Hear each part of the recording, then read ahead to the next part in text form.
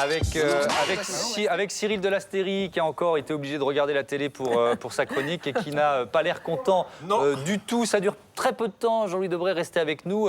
Ça va pas bien, donc. Je ne suis d'abord pas content, car je n'ai pas de chaise. Vous voulez ma chaise? Non, restez là, je vous en prie. Non, moi, Être à côté de vous, c'est énorme. Mais moi, c'est un bonheur pour moi. C'est un bonheur pour nous tous. Allez, il va le faire debout. Oui, on ne déconne pas avec la France a un incroyable talent, Thomas. Oui. Car oui, la France a un incroyable talent. Le talent de pondre des émissions qui humilient régulièrement des gens en toute impunité devant 4 millions de téléspectateurs. Je rappelle le principe, pour ceux qui ont échappé à ce programme, des performances des performeurs plus ou moins talentueux réalisent leur numéro pour tenter de gagner 100 000 €. Ils s'exposent devant un jury de 4 experts, Dave, 2 dames et un méchant québécois. Le public, toujours à fond, attend désespérément la Suzanne Boyle à la française. Mais en France, on n'a pas Suzanne Boyle, on a ça. Elle se donne pour but d'indiquer comment les êtres humains doivent se comporter et envers ceux qui les entourent.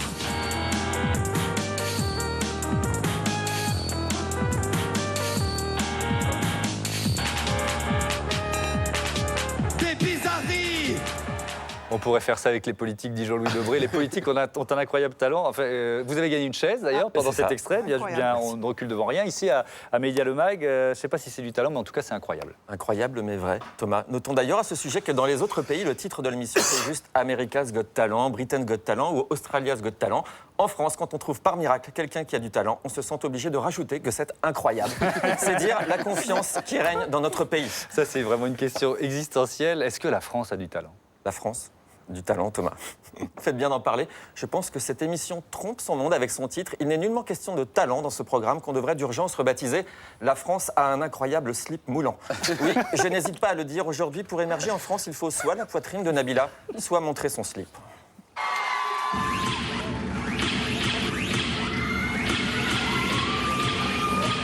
C'est pas mal.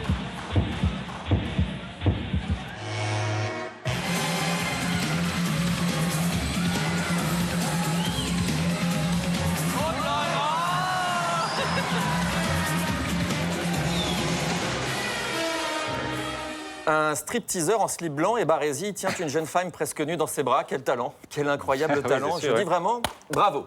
Et ils ont été sélectionnés pour la demi-finale, regardez.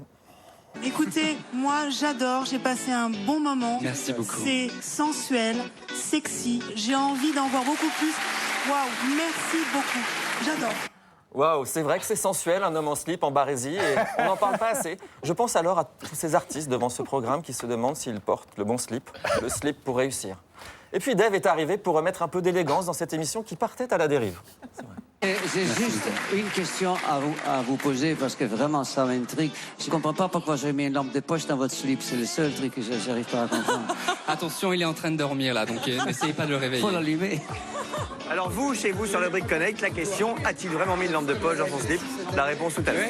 Voilà, des échanges qui passeraient difficilement sur le service public et nous le regrettons tous. En tout cas. La France en est là. Le talent a quitté le cerveau et les cerveaux ont quitté la France. Où êtes-vous, Montesquieu, Diderot, d'Alembert? Où es-tu, esprit des Lumières, dans une lampe de poche imaginaire planquée dans le slip d'un stripteaseur en barésie? Comment survivre à cela? C'est vrai que c'est assez violent. Est-ce qu'il y a au moins un numéro qui trouve grâce à vos yeux? Un numéro, Thomas. Je fais mon chroniqueur de télé malhonnête en m'acharnant sur quelques cas isolés et des slips moulants faciles à moquer. Mais il y avait parmi ces performeurs un prof de CM1 de la région de Rennes, un type réellement incroyable qui, quand il n'enseigne pas, imite Céline Dion, un vrai régal. C'est vrai. J'ai compris tous les mots, j'ai bien compris aussi. All right, girls. On m'avait dit Las Vegas, c'était un show. Mais ce soir, quand tu vas passer Céline à ici les Moulineaux, comme on dit chez nous au Québec, tu vas pogner le boudin à ce temps qu'il te chauffe. Et chez nous ce soir, c'est sûr que l'on l'a fait ce soir, c'est sûr! Chers téléspectateurs du dimanche, pas la peine de regarder les prochaines soirées de La France à un incroyable tartan. Cet artiste doit gagner et il va gagner. Et je m'engage ici, aujourd'hui devant vous. S'il gagne, je viendrai moi aussi faire ma chronique en Céline Dion. Il n'y a pas de raison de laisser le burlesque, les slips moulants et les paillettes aux chaînes privées. Je peux vous dire que c'est enregistré. Hein. On va tous voter pour lui, si on peut voter d'ailleurs dans cette émission. On saura vous le rappeler. Merci Cyril, merci